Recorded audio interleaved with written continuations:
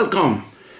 My name is Bernardo Vargas. I am Dr. Nearshoring, and I want to thank you very much for joining me to one more chapter of Manufacturing in Mexico for Dummies. Today, I want to give you a quick update. I'm going to try to give these updates in a monthly basis. Today is December the 5th. And I want to give you an update on the nearshoring in Mexico. So, like I have commented before, it's difficult to tell what is truly nearshoring versus direct foreign investment. The true direct foreign investment, not reinvestment, new investment. Difficult to tell. So, my summary is pretty much a list of new companies settling down in Mexico with expanded operations or with new operations. So for the month of December, we have good news.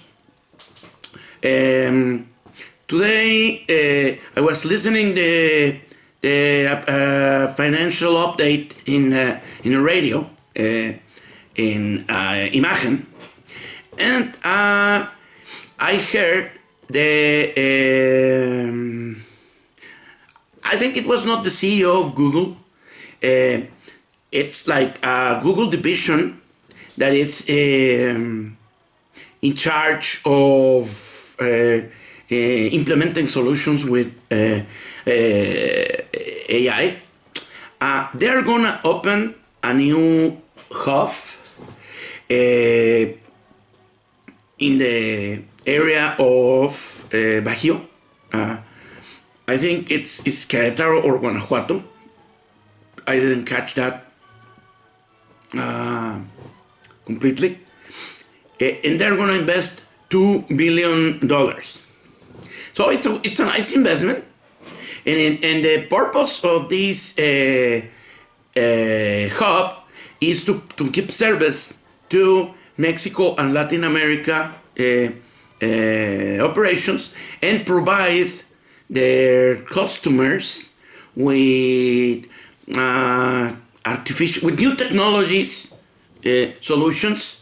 I think is going to be mostly using artificial intelligence tools. So that is coming together. If you remember my previous update, I was talking about the AWS, the Amazon investment. That is $5 billion, but it's in the same area, and I think it's going to be a very similar approach. And the third one, in that regard, in that same industry, it's DHL. And DHL is going to invest $4 billion also in a hub to enhance their services. And I am sure it's going to be pretty similar. They're going to use technology like artificial intelligence to improve their capacities, their capabilities, and their offering to their customers, of course. Okay, and then the other one that I heard this month of November is that Toyota is gonna I don't think it's refurbish, it's the retool. If you agree with me with that, retool the existing plant, I think it's in Jalisco, to start building the new Toyota Tacoma models, but 100% electric. So they are going to invest they're going to invest $328 million. I think it's a nice investment. But the most important thing is the evolution in technology that some companies are already investing in some of their product lines in Mexico. So they're moving to hybrid cars, but Toyota is already moving to full electric. So that's interesting. So I think these are good news. Volkswagen also is gonna invest in the traditional plant in Puebla. They're gonna invest about $1 billion, $142 million. That's also a nice investment, and it's to upgrade the plant. And I don't know the details. I'm going to investigate, but I suppose if it's an upgrade, probably it's doing the same. It's reshaping their production lines to support hybrid, at least hybrid. The hybrid demand here in Mexico is increasing. So regarding the environment and the economy, for the people, I think that's great news. It's the world of difference in the economy that someone can get from an hybrid car versus a regular diesel or gasoline. So I think all these are good news. Also, what else do I have here?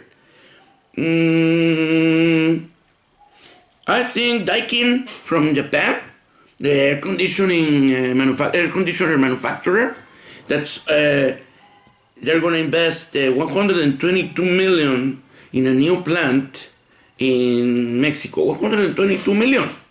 That's good for a new plant, a new operation. And the good news is that the companies expand to Mexico. And step by step, gradually, I'm sure they're going to be bringing more business. Now, let me give you a quick update on the nearshoring outlook, the economic outlook of Mexico for the next year. I'm going to publish another video with plenty of details. Now, the purpose of this section in this video is just to give you a quick update. The outlook of 2025 looks very bad at this moment, and mainly because of two reasons. One, it's all the changes to the Constitution and policies implemented by the current party in government. I think all those policies have been in the other direction to promote investment. I think I heard one time Robert Downey Jr. saying, at some point in my life, this is a phrase that is already famous, but I think it perfectly applies. He said, at some point in my life, I put all the eggs in one basket, and I jump in the basket. So at that point in his life, he screwed it all up, right? He had several issues, but I think at this point he has recovered from all that, and now he's very famous, and many people like him very much. But this is exactly what this government is doing. They're putting the eggs in one basket, and they are jumping into the basket. Why? Because the changes to the Constitution, to the judicial power, to the autonomous regulation organizations, institutions that we had here that were made to support NAFTA, to remove that, and then the change to judicial power to make it very, very biased by the government, and put the citizen, the people, really in I think lack of protection, and the rights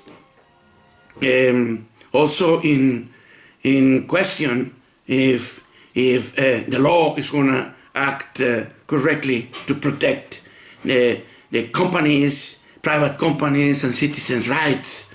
So that is definitely not promoting investment.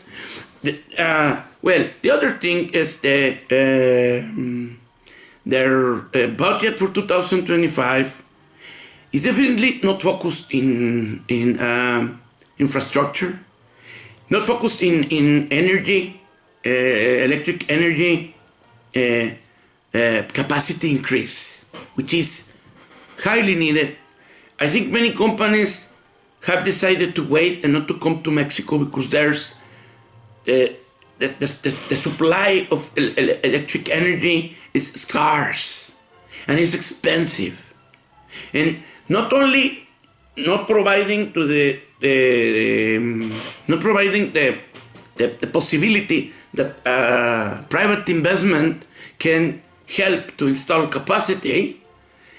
They have placed all this sector again under the control of the monopoly of government. That's the CFE, the monopoly producer, a utility company producer of the electricity here. So they control everything. At some point in time, in the previous government, they gave the private investors the chance. Many companies came here to invest, but then when this party came into the government, they start trying to limit. They had a lot of litigation with the companies, so the companies really were tired of having all these problems here in Mexico, and many have retired of the utility companies that came here to invest. So the problem is that there's no electricity, not enough electricity here. So one more reason for not coming. Then oil industry is the same. They also decided to move it again, to not privatized, to move it the control to Pemex, to the monopoly of oil, and we have very expensive fuel, very expensive gasoline, very expensive diesel. I think we are in the best case 50% higher than our neighborhood Texas in oil and fuels. And also in electric energy, in electric supply, we are almost double for everything, for commercial, for residential, and for industrial. The rates are double for the same amount of energy. So big reasons for not coming. Latest news, now they're going to charge to the cruise lines $45 per passenger. The passengers deciding to step down, for example, in Cancun, in Cozumel, in Puerto Vallarta, in Mazatlan, etc. Those are Cihuatanejo. Those are very popular points, and for the cruise lines to stop and have their tourists, the passengers, to come down. But now the government is going to implement a fee of $45. I think it's double or triple to other countries or points in the Caribbean, for example. So they are seriously thinking, for example, Carnival, Princess Cruises, not coming not coming anymore to Mexico, because they are gonna come, and probably the people they're not going to come to step down the boat. So one more reason to have not the best impression of hospitality, and our wish to make business, and as hosts, we are at this point, our performance is not the best. I think it's awful. And the other big the budget for the next year, like I said, just to conclude the part of the budget, they are repeating the same ideology to make the budget. It's not definitely is not focused in developing Mexican economy. It's more focused in ideology, in propaganda. They are a left party, so I think their social investments or expense definitely expense is very high again for this year, extremely high. I think it's almost 30% of the budget. The budget is 9 billion pesos for 2025. The expense for the government, and 2.6 billion pesos is devoted to social expense. Social expense meaning social aid, social care, but not exactly health. This is money that funds that the government is giving away to certain groups, and probably as you already figured out, these groups are the groups that are interesting for them to providing votes, so they can remain in government for several other years. So yes, 2.6 billion pesos out of 9 billion budget, the total. So then they reduce security 40%. Security is the second problem in Mexico. Let me tell you, some companies in the border, in the area of Reynosa, Matamoros, that's the east area, they have moved to other places inside the country because in that area the drug smugglers, narcotraffic bands, they are charging a fee for every truck of export, around $1,300, $1,300 for every truck they have to pay as a fee if they don't wanna have problem with their cargo or with their plants. So some companies have moved to Monterrey. I had a chance to work as advisor with one of them, advisor in manufacturing, in installation and process and stuff. Nothing to do with the security, but I heard they moved because they didn't like that. They didn't like also the turnover. The turnover is very high. So that's not good news. So in one hand we have Donald Trump. That's the other big factor. And in the other hand, we have a Mexican government that is not collaborating with the effort to make this great economy and to make Mexico growth and to be a reliable partner for all the companies that may want to come here and invest. So at the moment it looks pretty negative, and I hope The situation changed. I think on the upside, it's this government with the same party. You know, the government changed back in October. It's a new government. I think they show more cooperation in terms of tactics. Ideology is a little less. So I think they have more practical ideas. And probably with the pressure of Trump, gradually the security is going to start improving. At least that's the impression that I have. But that's just my impression. And also in order to be competitive and not to have the disaster, because imagine with the tariff Mr. Trump want to put in place 20%, I think Mexico can lose 16, 15, 16, 17% of the total gross domestic product in the next 3 or 4 years. That will be a complete catastrophe. And right now, the exchange rate is already in 20.5. When the elections were finished and this party won again, it was about 17 pesos.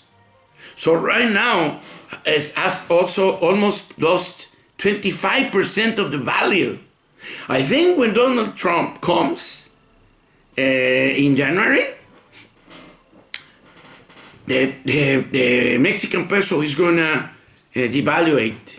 The exchange rate is going to be very negative for Mexico. Probably we will reach, my guess is 23. We're going to lose another 2 pesos. But I heard, this is the last part.